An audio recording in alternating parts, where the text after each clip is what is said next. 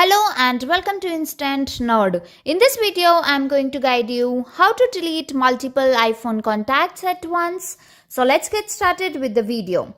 First, you need to open the phone contact application, the phone icon that you see, and you need to just click on any of the contact out there and swipe the fingers down and until the contacts which you want to select over there. Then select one of the contact, and here as you can see it has been written delete 11 contacts. You can click on this dustbin icon over there. So this is how you can delete multiple iPhone contact at once. If the tutorial was helpful, please like and subscribe.